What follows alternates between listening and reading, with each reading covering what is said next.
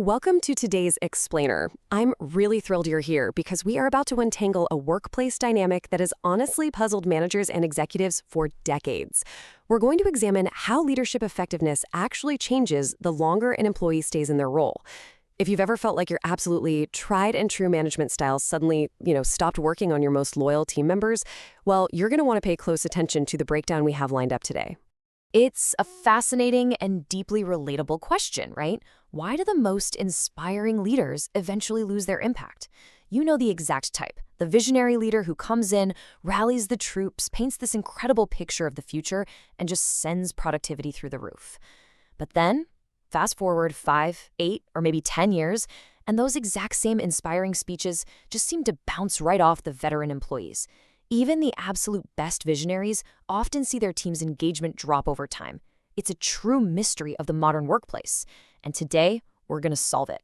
Okay, let's dive into this. Here is our roadmap for today. First, the engagement mystery. Second, transformational versus transactional leadership. Third, the hidden factor of time. Fourth, opponent process theory. Fifth, the tenure flip. And finally, redefining effective leadership. Section 1, the engagement mystery. Let's look at the core challenge of maintaining drive. So, the central challenge for any organization isn't just hiring great people. It's maintaining their energy, their drive, and their dedication over the long haul. To really understand this, we have to define our ultimate goal, which is job engagement. Now, notice how job engagement isn't just about showing up and clocking in. It's the alignment of an employee's emotional, cognitive, and physical energy directly with their tasks. It means they're working hard, they're emotionally invested, and they're cognitively absorbed in the work. In organizational psychology, this is literally the holy grail. It's the ultimate metric for a thriving workplace. But keeping this engagement high, that's where the mystery really deepens. Moving into Section 2, transformational versus transactional, the fundamental building blocks of leadership.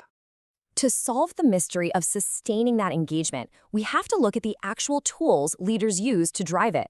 In modern leadership theory, there are two primary building blocks. On one side, we have transformational leadership, or TFL. Think of this as the firework. It's all about painting an idealized vision of the future, inspiring the team, and tapping into intrinsic motivation. It's super emotionally charged. On the other side, we have transactional leadership, specifically contingent reward. We'll call this TAL. Think of this one as the steady engine. It's centered around clear goals, rational exchanges, and extrinsic motivation. You hit this target, you get this reward, whether that's a bonus, praise, or recognition. For years, studies have shown that both of these styles independently increase job engagement. But the massive debate has always been about how they interact. Do they boost each other, or do they kind of undermine each other? Which brings us to Section 3, the hidden factor of time. So, the crucial point here is that almost all previous leadership studies missed a huge variable. They evaluated these leadership styles as if they operate in a timeless vacuum. But the reality is, leadership doesn't happen in a vacuum, does it? It happens over months, years, and decades. The incredible study we're exploring today looked at a German public sector organization with over 800 employees, analyzing a solid sample of 206 individuals. And the average job tenure of these employees?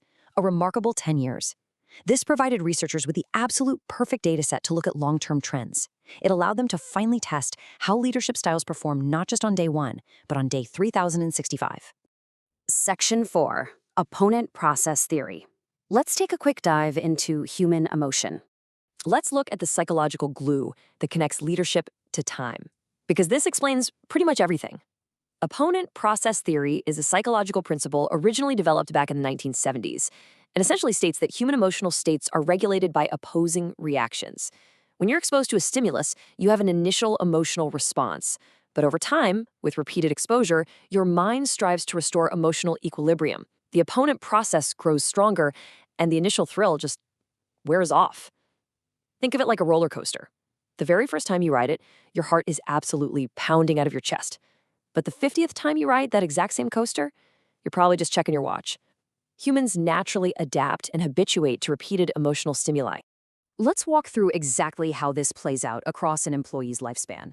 Step 1. A new employee hears the leader's inspiring vision. Boom! High emotional arousal. They are fired up. Step 2. Years on the job pass. They hear the same vision, or variations of it, over and over again.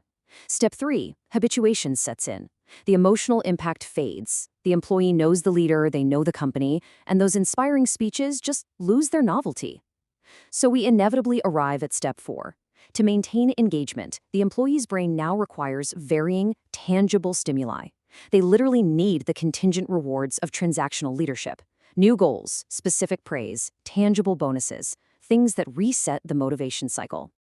Section 5. The tenure flip. Let's look at the actual data.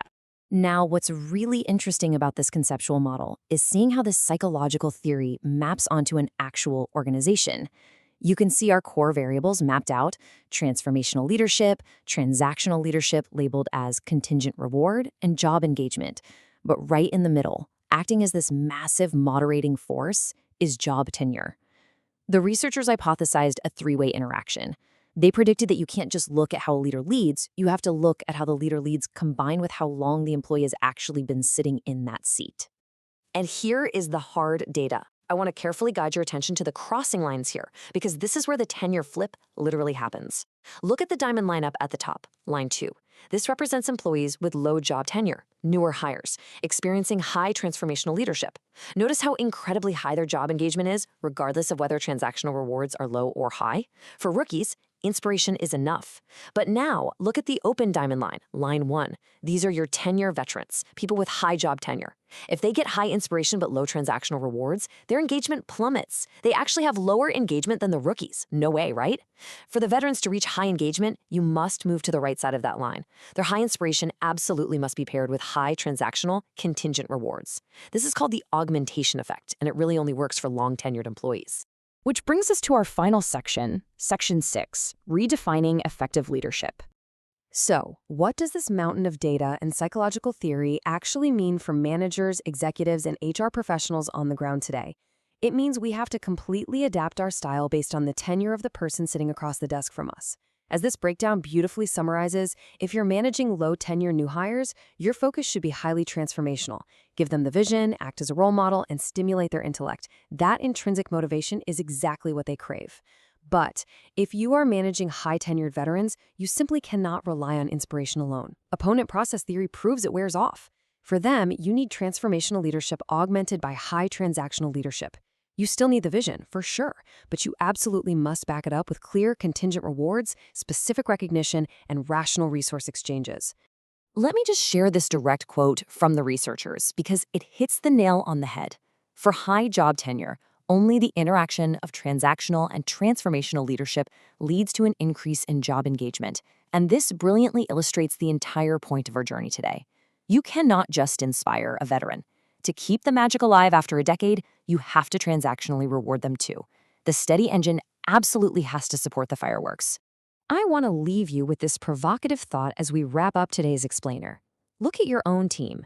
Are you managing your 10-year veterans the exact same way you manage your new hires? If you are, you might just be speaking a language they've grown entirely deaf to. It is time to rethink the timeline of leadership, adjust the levers of motivation, and respect the reality of the tenure flip. Thank you so much for joining me to unpack this fascinating dynamic. Keep analyzing, keep adapting, and I'll see you next time.